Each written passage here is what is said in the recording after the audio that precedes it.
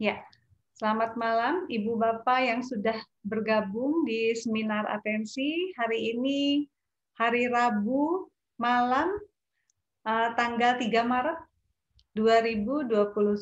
Oke, terima kasih bagi Ibu Bapak yang sudah bergabung di seminar atensi. Kali ini kita mengambil tema peran akupuntur medik untuk mah kronis dan GERD. Jadi ini cukup banyak juga yang menanyakan tentang materi ini. Jadi alhamdulillah malam ini kita akan ditemani oleh narasumber yang sudah pasti kompeten di bidangnya. Di sini ada Dr. Surya Witanta Giri, SPAT, CHT. Beliau itu dokter spesialis akupuntur medik. Nah, Dr. Surya ini, beliau prakteknya di Ciputra Medical Center di Jakarta. Juga Dr. Surya ini berpraktek juga di Rumah Sakit Rumah Sakit Tambak di Menteng, Jakarta. Oke, nanti di tengah-tengah akan saya tulis nomor WhatsApp Dr. Surya karena dengan kesibukan beliau, alhamdulillah Dr. Surya masih bersedia. Jika ada ibu bapak yang membutuhkan beliau, silahkan untuk WhatsApp menghubungi Dr. Surya melalui WhatsApp. Oke, kita kenalan dulu deh dengan Dr. Surya. Selamat malam, dokter. Halo, Ya, malam. ya, selamat malam, dokter. Terima kasih banyak, Dr. Surya nih. Di antara kesibukannya ini beliau juga sekarang sedang di Surabaya. Sebetulnya harusnya di Jakarta, sekarang lagi di Surabaya menyempatkan untuk hadir memberikan materi di seminar atensi ini. Terima kasih banyak, Dok. Ya, sama-sama Bu Eva. Semoga bermanfaat. Oke, oke, dokter, supaya saya tidak terlalu panjang nih, jadi silahkan untuk tempat dan waktu saya serahkan ke dokter, monggo silahkan. Oke.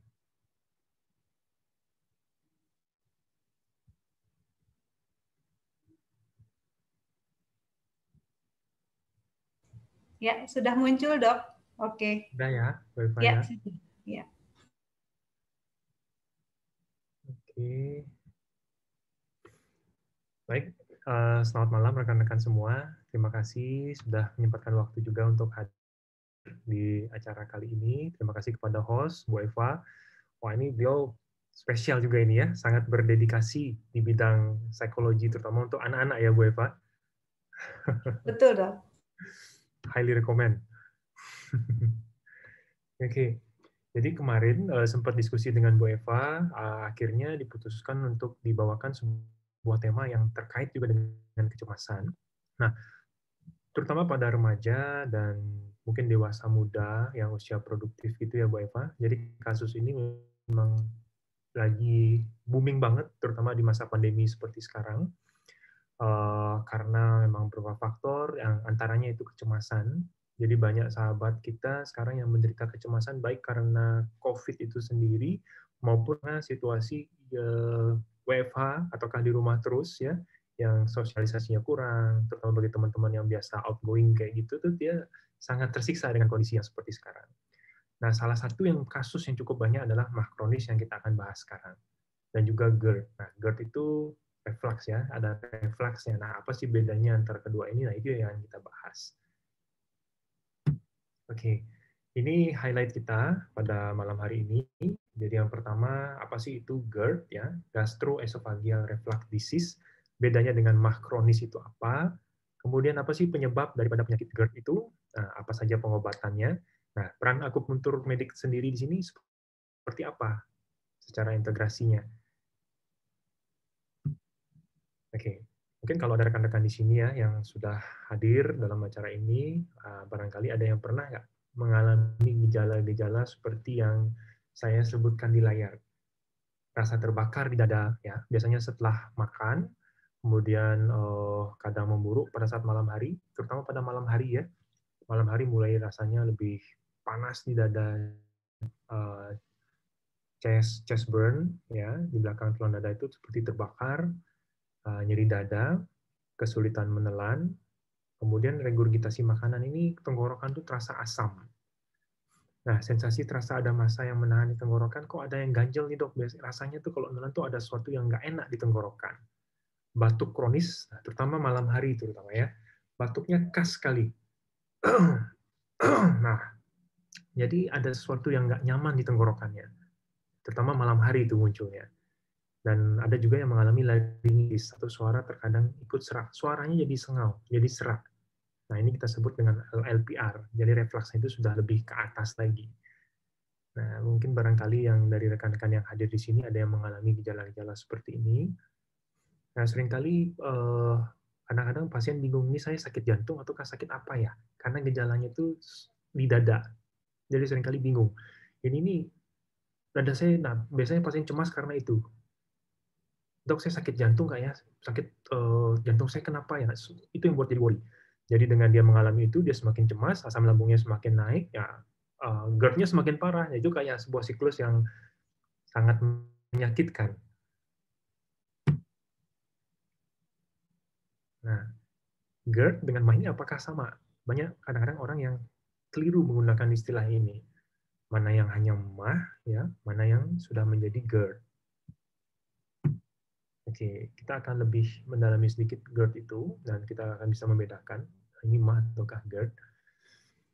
Gastroesophageal reflux disease atau yang kita kenal dengan GERD, ciri khas yang harus ada itu adalah refluksnya sendiri. Jadi reflux itu adalah sebuah kondisi, ya, gejala dan kompilasi gejala yang dihasilkan oleh adanya reflux dari isi lambung itu sendiri ke kerongkongan atau posisi yang lebih tinggi. Nah, itu yang kita sebut dengan GERD. Perbedaan mendasarnya dengan MAH kronis, atau yang kita sebut dengan dispepsia, ataukah nanti pada ada beberapa kasus yang berupa gastritis, ataukah peradangan di lambung, itu adalah ada tidaknya reflux. Yaitu cairan asam yang naik tadi ke posisi yang lebih tinggi daripada lambung, ya, baik apa itu sampai di kerongkongan saja, ataukah sampai di laring, atau bahkan posisi yang lebih tinggi. Nah, itu kunci pembedanya. Ya. Reflux disease, or GERD, is a condition that causes the burning sensation known as heartburn. When you swallow, food passes down your throat and through your esophagus or food to rekan-rekan bisa lihat your video stomach. ini ya dari sana ya. Nah, ini proses kita menelan makanan. Pada kondisi normal, di sini ada sebuah katup yang bisa menutup dan membuka secara sempurna. Nah, ketika makanan itu masuk dalam lambung, ini kan diolah sedemikian rupa. Dan di sana ada asam yang diproduksi oleh lambung itu sendiri yang nanti berguna sebenarnya untuk membunuh bakteri ataukah proses pencernaan itu sendiri. Nah, pada kasus GERD ini, sphincter ini atau katup ini dia tidak sempurna membuka dan menutupnya. Jadi asam yang ada di lambung ini akibatnya bisa balik kembali ke atas. Dia bisa kembali kayak mengalir kembali ke atas yang kita sebut dengan reflux. Nah, itu yang terjadi pada GERD. Peristiwa ini tidak terjadi pada kasus MAH kronis. Jadi pada kasus MAH tidak ada terjadi kelainan yang ada di sini, di katup ini. Katupnya masih normal. Nah, sedangkan kalau GERD ini, katupnya ini dia terganggu. Sehingga asam yang ada di lambung ini, nah, ini dia naik ke kerongkongan. Nah, asam lambung kita itu pH-nya sangat-sangat asam.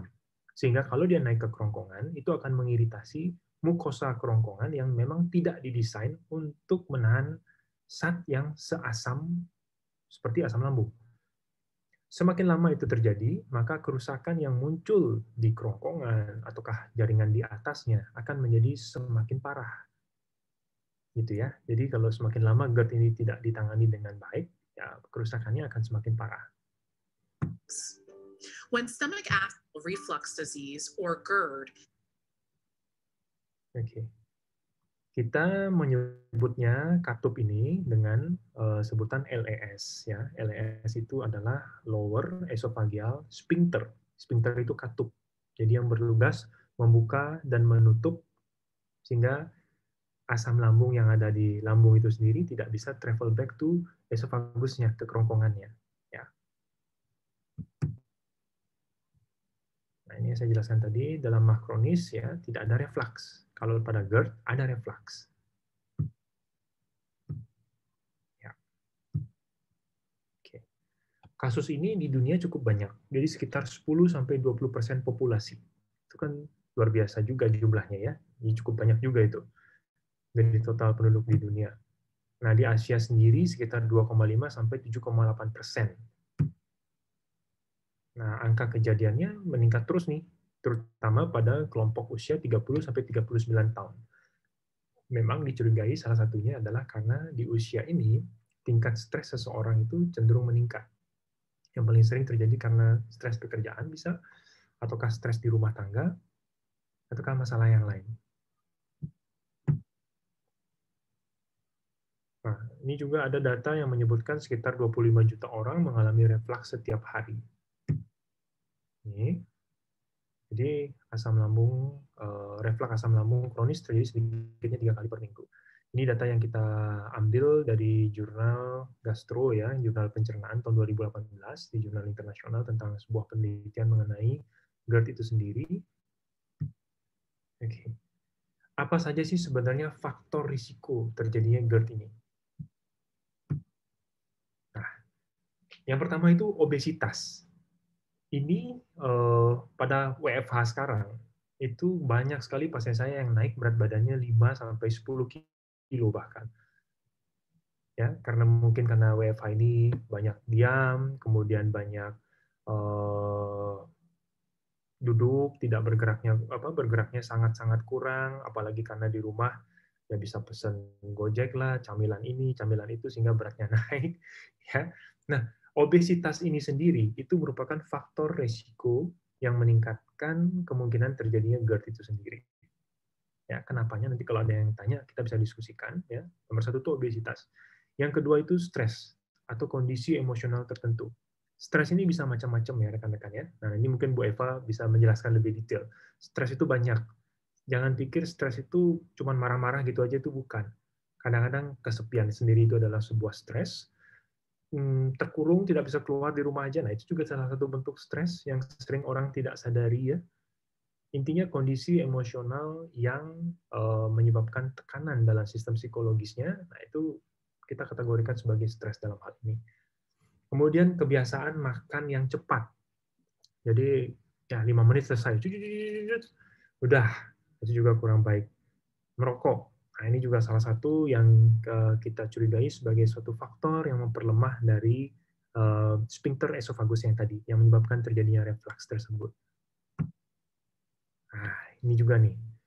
Kalau dari segi faktor yang eksternalnya, ya tadi itu gininya, internalnya. Nih dari segi eksternalnya, makanan yang berlemak, ya makanan yang berat, butuh waktu lama untuk dicerna. Jadi banyak makan makanannya seperti ini, terutama kalau makannya terlalu malam. Misalnya makan malam baru sekitar jam 8, jam 9, atau jam 10, dan kemudian tidur jam 12. Nah, jadi kan space antara dia makan terakhir dengan jam tidurnya itu sangat-sangat singkat. Apalagi yang dimakan itu adalah makanan yang berat. Nah, ini butuh waktu lama untuk dicerna. Hal ini meningkatkan risiko terjadinya GERD itu sendiri. Makanan yang pedas, kemudian terlalu banyak minum teh, kopi. Nah, kadang-kadang pada beberapa kasus kehamilan juga bisa menginduksi GERD ini. Obat-obatan tertentu, bahan pakaian yang terlalu ketat yang sering kali dipakai, yang intinya dia pakai pakaian yang ketat terus-menerus gitu ya. Ini faktor-faktor risikonya. Nah, ini obesitas itu sendiri, ya sebenarnya kita di dunia kedokteran sudah tidak menganggap ini masalah estetik lagi. Tapi obesitas ini adalah sebuah penyakit, bahkan dinobatkan sebagai global epidemic. Seperti COVID ini. Epidemik itu artinya menyeluruh di seluruh dunia. Bahkan ini adalah epidemi terbesar dalam sejarah kemanusiaan, kalau bisa dibilang ya. Karena penderitanya sangat-sangat banyak. Ini angka di Amerika sendiri, itu mencapai 154,7 juta jiwa, atau sekitar 68,2% dewasa Amerika itu mengalami obesitas. Ini kan angka yang luar biasa besar. Nah, yang menariknya lagi, 23,9 juta kasus itu terjadi pada anak-anak. Nah, kalau dulu mungkin anak-anak yang gemuk, kemudian dia terus-terusan gemuk, nah itu kita, udah ini lucu-lucu, kita anggap lucu. Tapi kalau sekarang, saran kita, apalagi kalau anak udah semakin besar ya, udah di atas 4 tahun, di atas 5 tahun, kita upayakan berat badan dia proporsional. Jangan sampai over juga, karena ini akan biasanya terbawa sampai dewasa. Nah, kalau data di Indonesia sendiri seperti apa? Nah, berdasarkan riset kesehatan dasar di kita, di Indonesia, itu obesitas ini angkanya 21,7%. Sudah cukup tinggi. Nah, ini special caution kita, terutama di zaman WFH, ataukah kerja di rumah seperti sekarang ini ya. Perhatikan camilan-camilannya. Kalau terlalu banyak camilan, kirim ke klinik saya aja. Banyak staff yang bisa membantu untuk menghabiskan. Oke, jadi gini. Kalau kita lihat daripada semua faktor risiko tadi, akar masalah dari GERD ini, ataukah MAH kronis sekalipun ya, itu terletak di gaya hidup yang salah. Nah, masalahnya gini, antara ingin berubah dengan bersedia berubah itu dua hal yang berbeda. Banyak pasien yang datang itu tuh bisa nggak sekali diakupuntur, 2 kali diakupuntur udah kelar masalahnya. Jawaban saya pasti tergantung.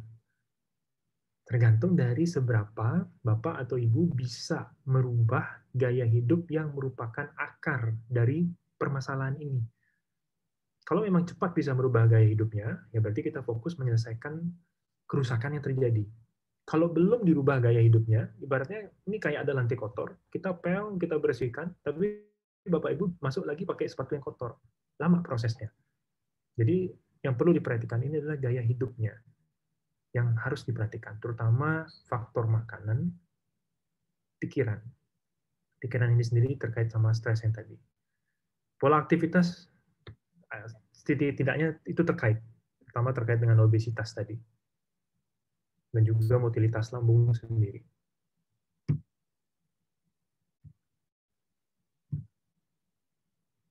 Oke. Apa saja sih komplikasinya kalau kelainan-kelainan ini tidak ditanggulangi secara serius ya? Ini. Jadi seperti yang saya sampaikan di awal, lambung kita itu sebenarnya adalah organ yang memang didesain untuk bisa menahan zat asam dalam tataran tertentu yang diproduksi oleh lambung itu sendiri. Nah, kalau zat asam ini yang pH-nya sangat-sangat rendah ini mengalir ke atas ke organ yang tidak seharusnya menerima asam yang sekuat ini, seperti misalnya kerongkongan kita, maka akan terjadi perubahan-perubahan di mukosa daripada kerongkongan itu sendiri.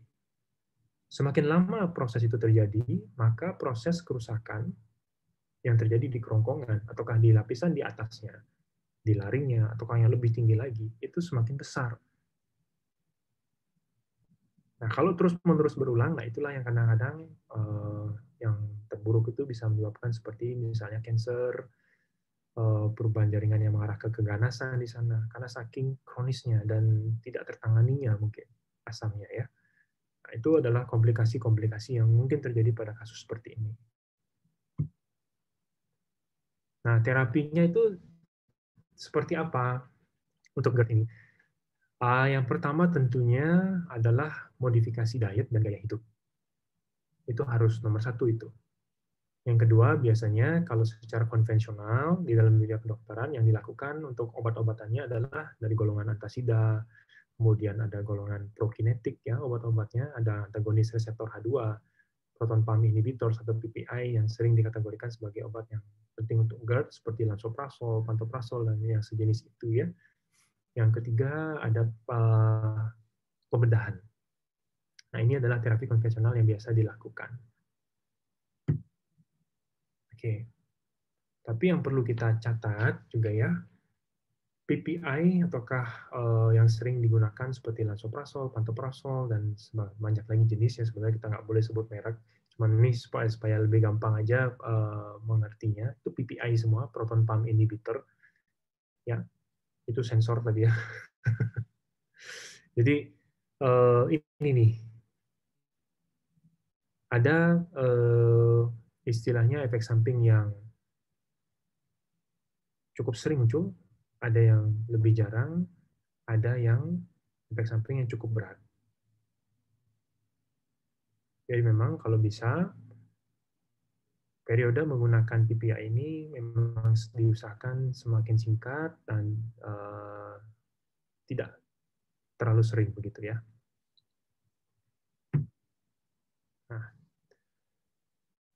kalau kita lihat secara garis besar, secara keseluruhan daripada faktor-faktor yang menunjang kesehatan itu sendiri, kita tidak boleh hanya fokus pada fisik saja dalam hal ini. Karena WHO itu sendiri sudah membuat suatu statement yang cukup jelas bahwa yang disebut dengan sehat itu melibatkan bukan hanya fisik, tapi faktor emosi juga, faktor pikiran juga, faktor spirit juga. Nah, antara faktor fisik, pikiran, emosi, dan spirit ini semuanya harus dalam kondisi yang harmonis. Barulah seseorang disebut dengan sehat. Jadi, terkadang pasien datang dengan, dok, saya sudah coba cek semua lab saya, terus kemudian sudah lakukan ronsen, CT scan, MRI, semua pemeriksaan lab sudah dilakukan, tetapi kenapa? Saya masih bisa sakit ya? Apa yang menyebabkan sakitnya? Nah, seringkali yang lupa diperhatikan adalah faktor pikirannya, emosinya. Itu yang lupa dilihat. Ternyata di sana ada faktor stres misalnya yang sangat luar biasa, tekanan yang luar biasa. Nah, itu juga harus dilihat. Nah, sekarang kita akan bicara mengenai akupuntur medik sendiri. Kalau tadi yang untuk terapi konvensionalnya dalam dunia kedokteran banyak dilakukan memang oleh teman-teman di dokter penyakit dalam. Di internis dan ada namanya konsultan gastrohepatologi, nah itu lebih mengkhusus lagi untuk keluhan GERD ini, dan biasanya memang kita lakukan kolaborasi. Jadi pasien-pasien yang memang sudah berobat ke dokter penyakit dalam bisa dikombin dengan akupuntur, itu silakan. Nah, saya kebetulan bidang saya adalah di akupuntur medik. Saya seorang dokter spesialis akupuntur medik. Jadi yang pada kesempatan ini yang saya bahas lebih dalam adalah akupunturnya. Ya. Nah, akupuntur medik sendiri itu apa? Nah, saat ini akupuntur medik itu sudah menjadi salah satu bagian daripada ilmu kedokteran konvensional sebenarnya. Bahkan di UI sendiri itu sudah menjadi salah satu program studi spesialis. Jadi, akupuntur medik itu adalah salah satu cabang dari ilmu kedokteran fisik yang memanfaatkan pengetahuan dan teknik rangsang akupuntur yang sudah teruji secara ilmiah sesuai dengan kaidah ilmiah yang terstandarisasi atau evidence-based medicine, dan pada penerapan klinisnya dapat mencakup upaya preventif, kuratif, rehabilitatif, serta paliatif. Nah, dewasa ini akupuntur semakin banyak digunakan di dunia, ya. Dan pada akhir abad ke-20 berkembanglah akupuntur medik sendiri. Dan tahun 1997 ini, dan banyak kemudian WHO dan segala macamnya, dan di berbagai negara, itu bahkan sudah ada S1, S2, S3-nya, dan di universitas-universitas ternama dunia seperti Harvard, Stanford, Johns Hopkins ini, sudah ada program akupuntur medik juga. Jadi penerimaan dunia internasional terhadap akupuntur medik sendiri sangat baik. Nah, di Indonesia sendiri, ini cerita sedikit tentang gimana sih di Indonesia berkembang. Dia diawali sebenarnya tahun 1963, udah cukup lama. Nah, pada waktu itu, Presiden kita yang pertama, ya Presiden Soekarno, memberikan instruksi kepada Menteri Kesehatan pada masa itu untuk mengembangkan akupuntur. Rumah Sakit Cipto Mangunkusumo di sini sebagai sebuah pilot project pada waktu itu. Nah, dari sana cikal bakalnya hingga sekarang akhirnya berkembanglah Departemen Medik Akupuntur yang ada di RSCM. Dan di FKUI sendiri secara resmi di tahun 2012 sudah terjadi integrasi penuh dengan Universitas Indonesia sebagai salah satu program studi pendidikan dokter spesialis. Oke. Nah, akupuntur itu cara kerjanya gimana? Seringkali pasien tanya, dok, itu di jarumnya ada obatnya, kenapa kok bisa ditusuk, kok jadi sakitnya hilang, kok sakitnya berkurang, apa dokter kasihin obat itu di jarumnya, atau bagaimana sih cara kerja akupuntur sendiri? Nah, ini secara singkatnya begini ya, rekan-rekan ya. Ya, pertama kita mengenal sedikit tentang titik akupuntur sendiri. Yang istimewa itu adalah titiknya, salah satunya. Jadi titik akupuntur itu adalah sebuah jaringan yang sangat spesial, yang memiliki konektivitas saraf, kemudian jaringan limfatik yang cukup banyak, yang berbeda dengan jaringan sekitarnya. Sehingga kalau dilakukan manipulasi jarum yang tepat, di titik yang tepat, maka akan dihasilkan sebuah reaksi yang lebih daripada kalau kita menusuk jarum di tempat yang bukan titik akupuntur. Jadi sebenarnya yang spesial itu adalah titiknya, ya, bukan di jarumnya yang ada obatnya, tapi titik akupunturnya yang memang berkhasiat, yang harus dipilih secara tepat, ditusuk dengan teknik yang tepat, dimanipulasi dengan teknik yang tepat. untuk menghasilkan reaksi yang diinginkan. Ini, jadi secara garis besar kita bedakan reaksi akupuntur itu ada reaksi lokal, ada reaksi segmental, ekstrasegmental, dan sentral. Kalau lokal berarti dia akan bekerja, kita tusuk jarumnya di tangan, jaringan di sekitar tangan itu akan bereaksi, mengeluarkan berbagai macam hormon. Nah, kalau kita mau bahas ini, silakan kalau ada rekan yang tertarik ya. Cuman pada kesempatan ini saya paparkan saja sekilas. Kalau ada yang tertarik, silakan nanti bisa di chat ataukah kita diskusi. Nah, secara segmental itu dia melibatkan segmen-segmen saraf di ruas-ruas tulang belakang tertentu. Kemudian secara sentral itu kita misalkan tusukkan di kaki, efeknya dia ke seluruh tubuh melalui jalur hormonal. Itu sentral. Ya. Modalitas akupuntur itu sendiri sekarang ada banyak. Acupressure itu dia menggunakan tekanan atau pressure di titik akupunturnya. Kemudian ada manual acupuncture, itu dengan jarum ya. Kemudian liquid kita menggunakan cairan, ada elektroakupunktur yang menggunakan alat stimulasi seperti ini yang dialiri listrik. Kemudian ultrasound itu menggunakan ultrasound, laser needle itu seperti ini laser. Kemudian ada fiber optic acupuncture juga. Nah, akupuntur itu bisa dipakai apa saja. Nah, banyak teman-teman tuh juga yang belum sepenuhnya paham mengenai manfaat daripada akupuntur itu sendiri. Nah, akupuntur itu bisa digunakan untuk berbagai masalah sebenarnya, baik sebagai monoterapi ataukah kolaborasi dengan cabang spesialisasi kedokteran yang lainnya. Jadi kita lakukan treatment secara paralel. Seperti misalnya untuk muskuloskeletal ini permasalahan otot ya, otot, kemudian tendon di sini ini ada muskuloskeletal, tulang juga termasuk. Ini kurang lebih seperti ini akan saya paparkan sekilas saja. Ini ada sistem saraf, ada banyak ya, ada Bell's palsy, tics, pasca stroke, macam-macam. Kardiovaskular dan respirasi ini untuk penyakit jantung dan pernafasan, kemudian pencernaan. Nah, ini akan kita bahas lebih banyak untuk dispepsia dan GERD-nya pada malam hari ini ya. Ini sistem perkemihan urogenital, kulit, mata, THT, ya termasuk pada kehamilan juga. Nah, untuk psikis ini ada untuk insomnia, neurosis ini kecemasan, histeria, depresi, dan lain-lain. Oke. Jadi pada GERD, akupuntur itu bekerja seperti apa pada kasus GERD ini, sehingga kenapa GERD itu juga bisa dibantu diupayakan dengan akupuntur. Oke. Ya.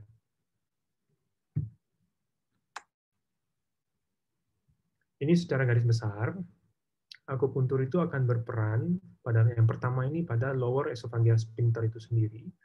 Jadi yang tadi kan rekan-rekan sudah lihat di awal pada kasus GERD itu terjadi satu kelemahan di klepnya, di katupnya. Nah, ini yang bisa dibantu bagaimana caranya supaya katupnya ini sendiri bekerjanya lebih optimal. Jadi ada syarat tertentu yang bisa menguatkan katup ini. Nah, kemudian gastric emptying ini artinya proses pengosongan lambung itu sendiri.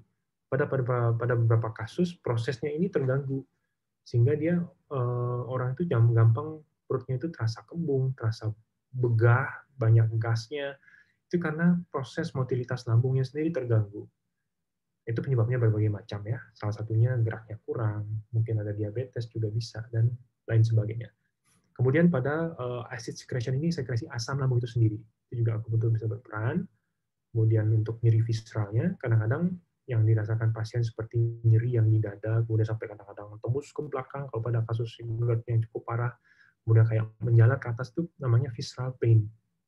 Karena nyerinya itu bukan di ototnya sebenarnya, tapi pada lambungnya yang dirasakan menjalar ke tempat lain. Dan juga perbaikan mukosanya. Itu yang kita lakukan di kelima hal ini ya. Oke.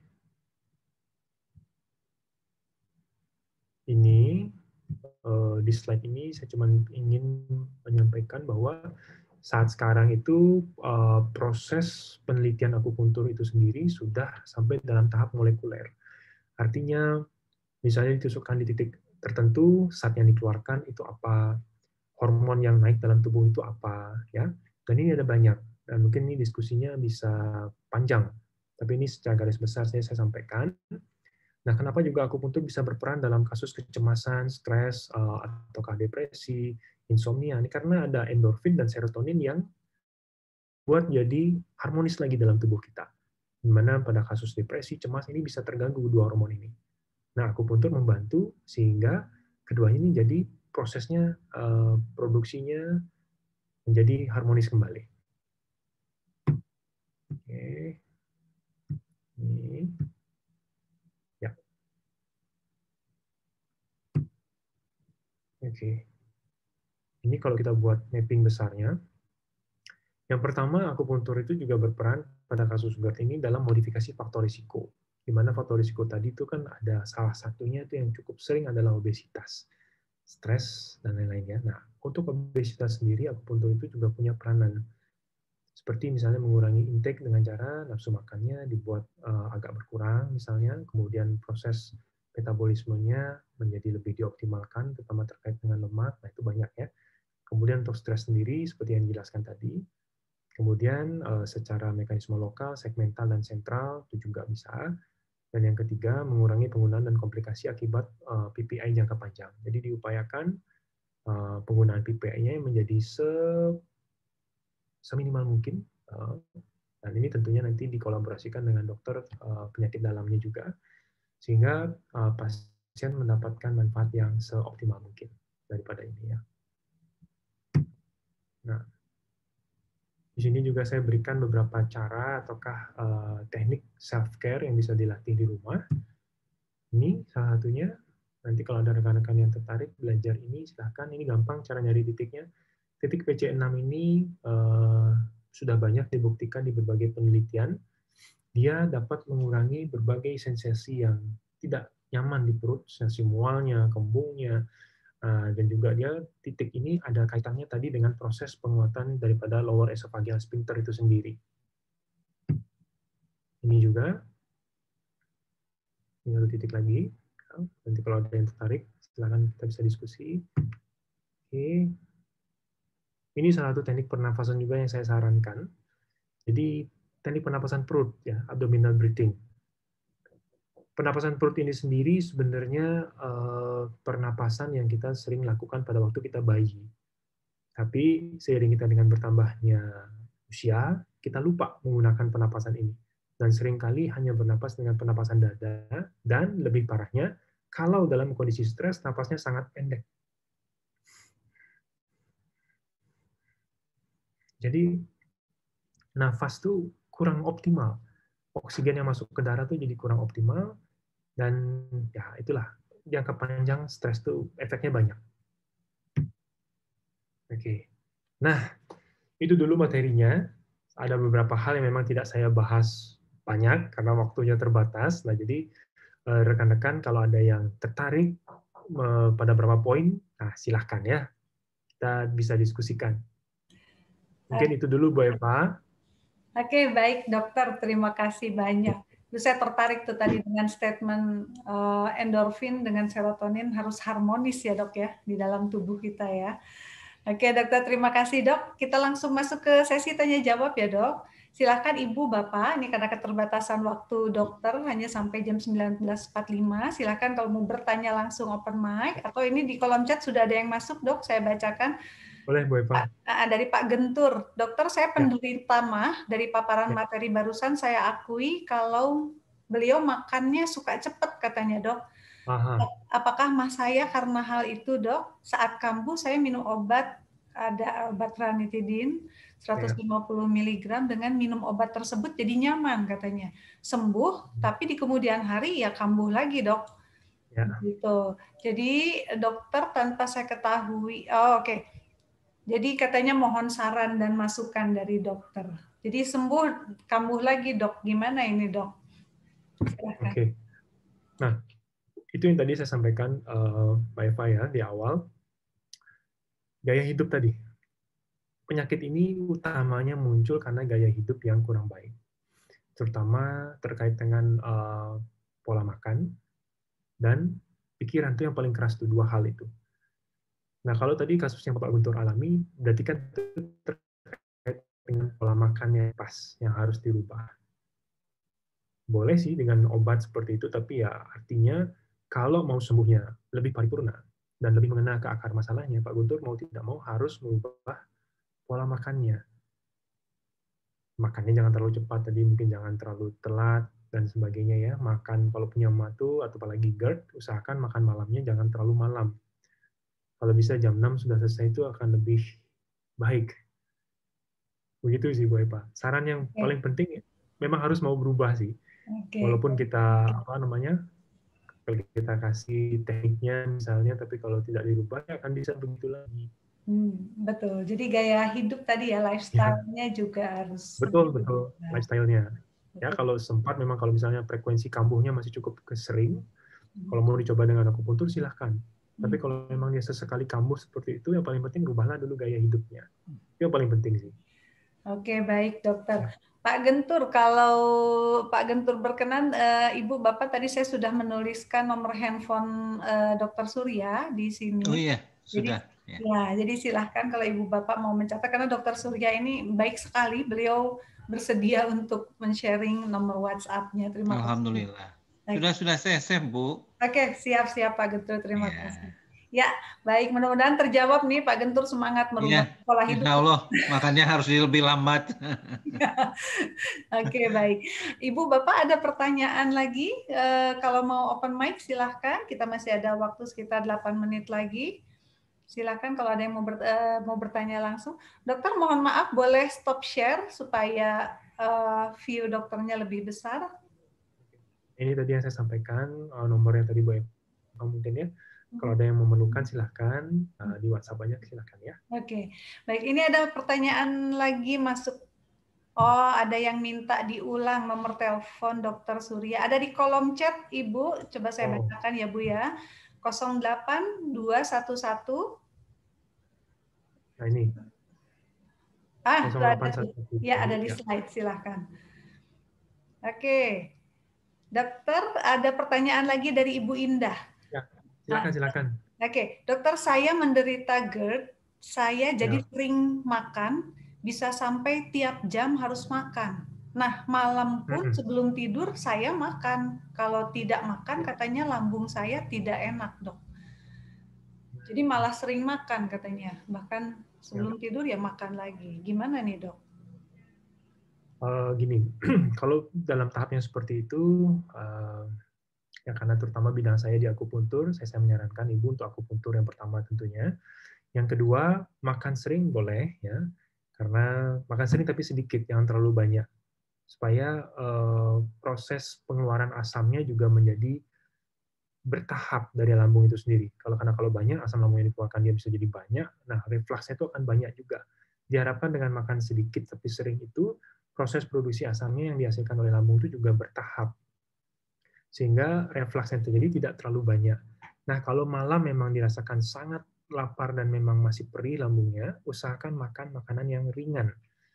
Jangan makan makanan yang berat. Yang ringan tuh pilihlah buah yang asamnya tidak terlalu banyak, tapi dia sifatnya ringan dan mungkin watery, banyak airnya. Banyakin air hangat.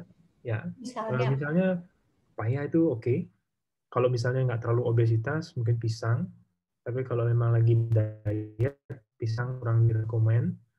Ya, kalau jeruk hati-hati, ada beberapa jeruk yang memang asamnya itu sangat tinggi dan ada beberapa teman yang sensitif. Intinya pilih buah-buahan yang tidak terlalu reaktif untuk lambungnya, tapi sifatnya lebih watery ya, lebih ada banyak airnya. Nah itu lebih baik daripada makan makanan yang berat atau camilan-camilan tertentu yang kadang-kadang meningkatkan berat badannya. Karena semakin berat badannya meningkat, nah risiko GERD-nya juga jadi naik. Begitu. Oke, lebih baik nyemilnya buah aja ya, Dok ya?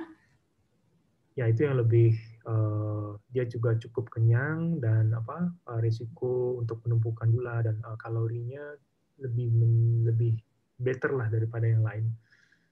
Dan kunyahlah dengan lebih pelan. Dengan mengunyah lebih pelan, ya, sinyal kenyang itu bisa ditangkap oleh otak tuh lebih baik. Gitu. Jadi mindful eating ya, Dok ya? Ya. Nggak usah buru-buru dinikmati makanannya. Tapi betul, sinyal otak akan menerima itu kenyang ya, Dok. Terima kasih, Dokter. Semoga terjawab, Bu Indah. Oke, ini ada dari Ibu Ira, ini maaf terlewat tadi. Dari Ibu Ira, katanya saya pernah diminta untuk akupuntur untuk masalah GERD saya akibat PPI tadi, Dok. PPI jangka panjang. Tapi saya takut katanya. Bagaimana cara mengatasinya ya, Dok? Dan berapa lama harus akupuntur? Saya nggak paham takutnya kenapa ya. Bu Ira kalau mau open mic, silahkan. Takut jarum sih biasanya.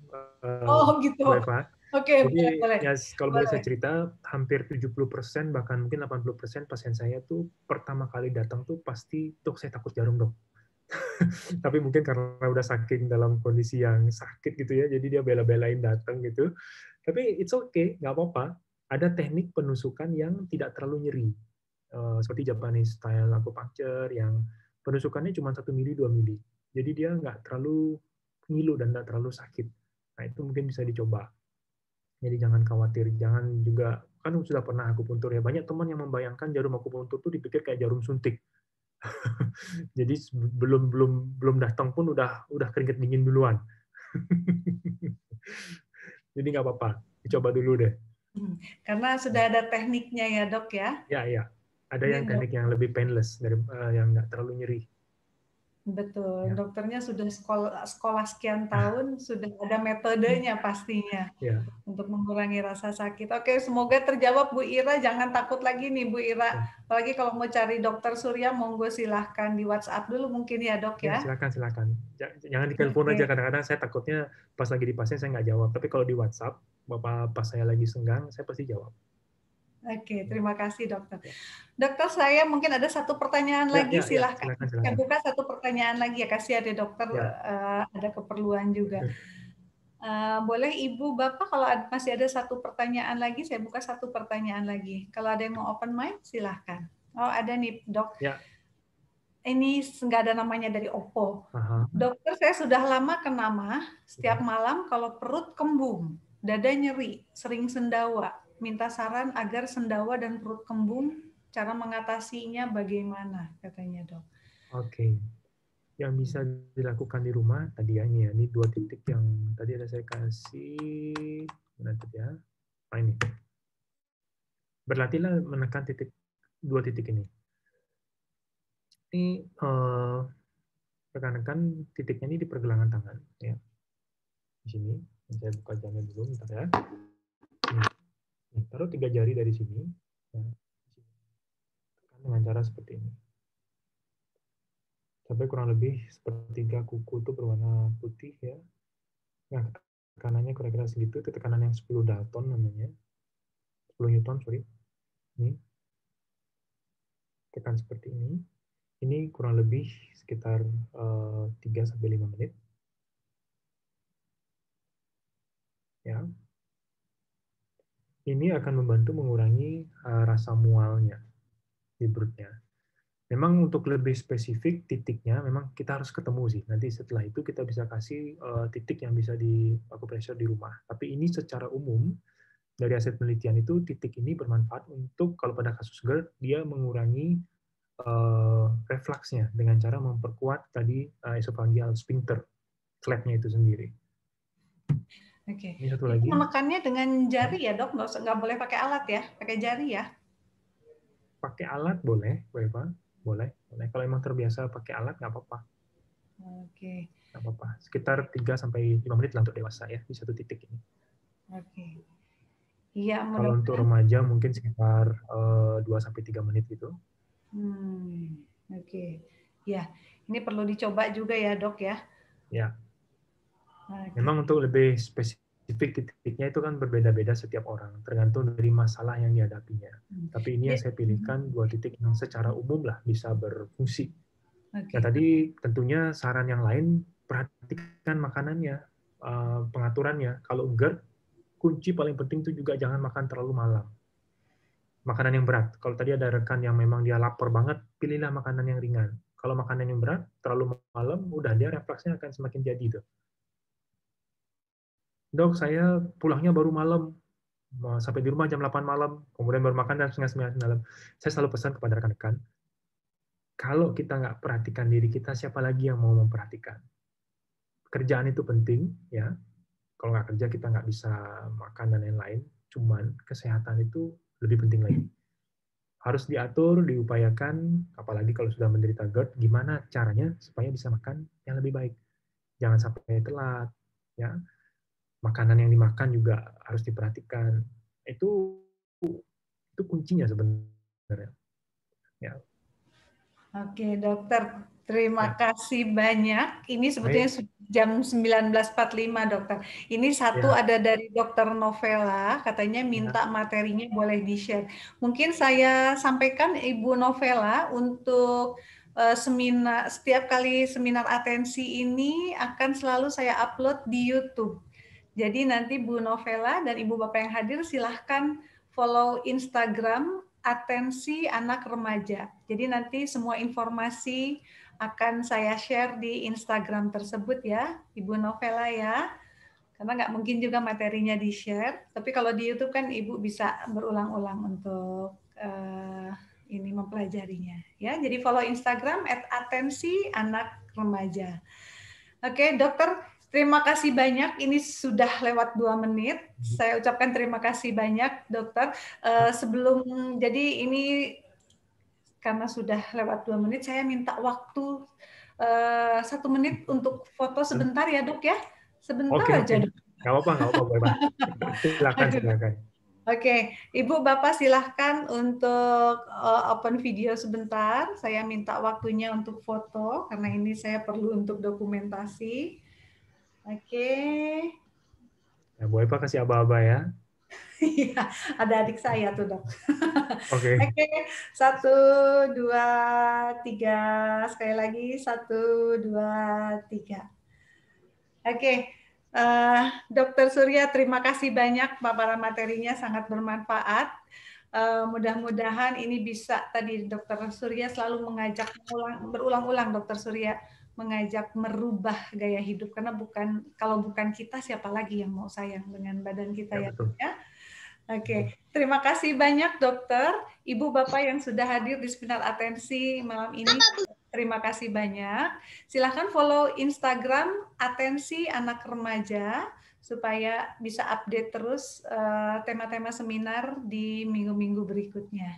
Dokter, saya terima kasih banyak untuk waktu dan paparan materinya. Tadi silahkan kalau perlu Dokter Surya, nomor WhatsApp-nya tadi sudah ada, saya sebutkan sekali lagi mungkin ya dok ya, khawatir karena banyak yang join di akhir. Nomor WhatsApp Dokter Surya 08211 050. Bukan yang itu Bu Eva. Oh, yang ini. Sorry. Oh, sorry. Boleh dokter yang sebutkan deh. Kalau begitu dokter yang sebutkan. Yang ini. Oh, oke.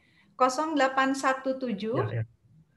066 9988. Oke, waduh saya tadi malah saya tulis di kolom chatnya nomor WhatsApp. Mohon maaf ya dok ya. Mungkin tolong dirubah. Oke. Dirubah pakai nomor yang ini aja. Oke, 08170669988. Saya ulang sekali lagi. 08170669988. Oke, baik Dokter Surya, terima kasih banyak untuk waktu dan materinya malam ini. Ibu Bapak yang sudah bergabung juga saya ucapkan terima kasih banyak. Kita akhiri seminar atensi malam ini. Semoga semua sehat ya, Dok. Ya. Oke, jaga baik. Kesehatan semua. Ya. Betul. Oke, baik. Terima kasih banyak. Wassalamualaikum warahmatullahi wabarakatuh. Selamat malam. Waalaikumsalam warahmatullahi wabarakatuh.